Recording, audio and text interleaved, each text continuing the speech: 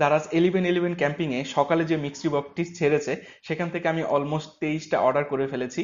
তো আজকের ভিডিওতে দেখানো হবে একটি অ্যাকাউন্ট থেকে আপনি একাধিক মিক্সড বক্স কিভাবে অর্ডার করবেন, পুরো প্রসেসটাই দেখানো হবে। আর এছাড়াও কি কি প্রবলেম আপনারা ফেস করতে পারেন এবং সেগুলি কিভাবে সলভ করবেন সেটাও দেখানো হবে এই ভিডিওতে। তো অবশ্যই মিক্সড বক্সগুলির আনবক্সিং এবং রিভিউ করবো, আর যেগুলো আমার প্রয়োজন হবে সেগুলো রেখে দিব, আর বাকিগুলো আপনাদেরকে দিয়ে দেওয়া হবে। তো দেরি না করে এখনই ভিডিওতে একটা লাইক, কমেন্ট আর চ্যানেলটিকে সাবস্ক্রাইব করে পাশে থাকুন। তো চলুন দেখা যাক কি প্রসেসে আপনারা অর্ডার করবেন। প্রথমে আপনার মোবাইল ফোন থেকে আপনার দারাজ অ্যাপসে চলে যেতে হবে। দারাজ অ্যাপসে প্রবেশ করার পর আপনারা এইরকম একটি ইন্টারফেস দেখতে পারবেন। উপরেই লক্ষ্য করবেন মিক্সড বক্স নামে একটি পিকচার দেওয়া আছে। তো বলে রাখা ভালো, এই মিক্সড বক্স কিন্তু সবসময় থাকে না, একটি নির্দিষ্ট সময়ের জন্য থাকে এবং সেই সময়টা কিন্তু আগেই তাদের পেজ বা ওভারঅল সব মিডিয়াতে তারা জানিয়ে দেয় যে মিক্সড বক্সটা তারা কখন ছাড়বে। তো আপনারা সেই সময় দারাজ অ্যাপসে প্রবেশ করলে এইরকম এই পিকচারটি দেখতে পারবেন। তো এখানে মিক্সড বক্স লেখা আছে, সেখানে মিক্সড বক্সে আপনারা ক্লিক করবেন এবং সেখানে প্রবেশ করার পর আপনারা দেখতে পারবেন যে এক এক রকমের বক্স এবং এক এক প্রাইজের বক্স থাকে। এখানে সাধারণত 2-3 রকমের আইটেম থাকে, ব্র্যান্ড আইটেম, ইলেকট্রনিক্স আইটেম। তো আপনারা যে আইটেম যেই প্রাইজের ভিতরে ক্রয় করতে চান সেটাকে টার্গেট করবেন।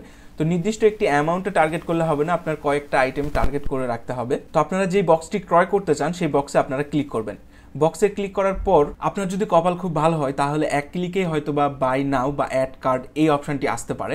যদি এরকম অপশান আসে তাহলে আপনারা বাই নাও এই অপশানে ক্লিক করবেন এবং ক্লিক করার পর লক্ষ্য করবেন, দেখুন বক্সের প্রাইস কিন্তু 119 টাকা, কিন্তু আমার এখানে দেখাচ্ছে 174 টাকা।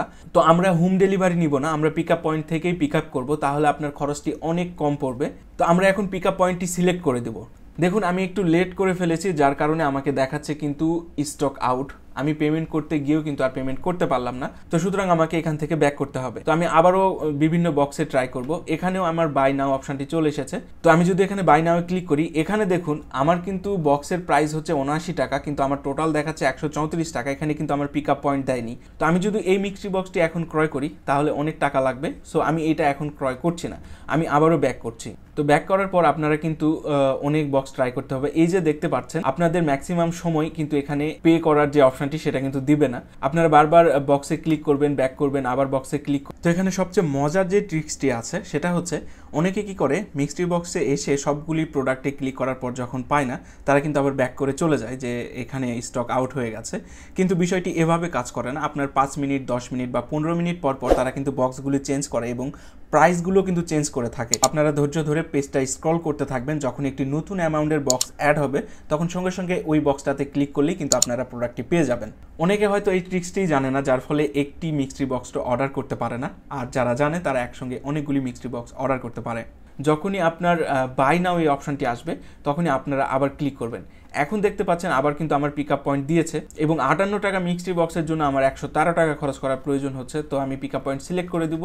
তো আগের বারের মতো পিক আপ পয়েন্ট আমি সিলেক্ট করে দিয়েছি। তো সেখানে 58 টাকার মিক্সড বক্স আমার 69 টাকা খরচ হচ্ছে, অর্থাৎ 10 টাকা তারা এক্সট্রা নিচ্ছে। তো এখন দেখতে পাচ্ছেন স্টক আউট দেখায়নি। তো এখন আমাকে অর্ডার করার জন্য বলছে, আমি অর্ডার করে দিচ্ছি। অর্ডারে ক্লিক করলে আপনার পেমেন্ট অপশনটি চলে আসবে। তো আমার যেহেতু বিকাশ নাম্বারটি অ্যাড করা আছে, আপনার বিকাশ নাম্বারটি অ্যাড করে নেবেন। আর যদি অ্যাড করা না থাকে সমস্যা নেই, বিকাশ অপশনে ক্লিক করলে আপনার পেমেন্ট মেথড অটোমেটিক অ্যাড হয়ে যাবে। এখানে আরও একটি কথা বলে রাখছি, যে আপনারা যদি 1 মিনিটের ভিতর 2-3টা অর্ডার করতে যান সেক্ষেত্রে কিন্তু বিকাশে পেমেন্ট নিবে না। আপনারা ওইটা অ্যাড কার্ডে করে রাখবেন, পরবর্তীতে পেমেন্ট করবেন। আর যদি 1 মিনিটের উপরে হয় তাহলে সরাসরি পেমেন্ট নিয়ে নিবে। অর্থাৎ একাধিক মিক্সড বক্সের অর্ডারের ক্ষেত্রে আমি কথাটি বলছি।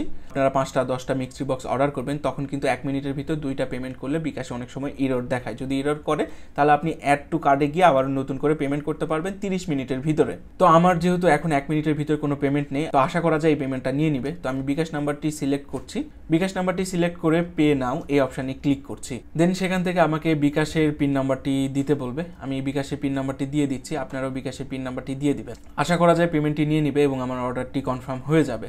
হ্যাঁ, দেখতে পাচ্ছেন উপরে কিন্তু নোটিফিকেশন চলে এসেছে, আমার বিকাশে পেমেন্ট হয়ে গেছে। অর্থাৎ আমার এই প্রোডাক্টটি পারচেস আমি সম্পূর্ণভাবে করেছি, বা এই মিক্সড বক্সটি আমি সম্পূর্ণভাবে অর্ডার করতে পেরেছি। এবং আমি যে প্রসেসের কথা বললাম সেই প্রসেস ফলো করে কিন্তু আপনারা আবারও মিক্সড বক্স অর্ডার করতে পারেন। তো আমি 1 ঘন্টার ভিতরে একটি অ্যাকাউন্ট থেকে অলমোস্ট 10টির মতো অর্ডার করেছি, আরেকটা অ্যাকাউন্ট থেকে 13-14টার মতো অর্ডার করেছি। এটা কিন্তু 1 ঘন্টার ভিতরে আমি এই 23টার মতো অর্ডার করেছি।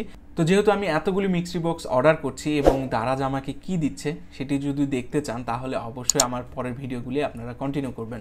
তো আমি যত টাকার বক্স অর্ডার করেছি আসলে সেই টাকার প্রোডাক্ট আমি পাবো কি না বা কত টাকার প্রোডাক্ট আমি পাবো এবং দারাজ আমাকে কি কি দিচ্ছে সেটি দেখতে চাইলে অবশ্যই নেক্সট ভিডিওগুলো আপনারা ফলো করবেন। তো এই ছিল আজকের ভিডিও, দেখা হবে আপনার সাথে নতুন কোনো ভিডিওতে। আপনার শুভকামনা জানিয়ে শেষ করছি আজকের ভিডিও। ধন্যবাদ, ভালো থাকবেন।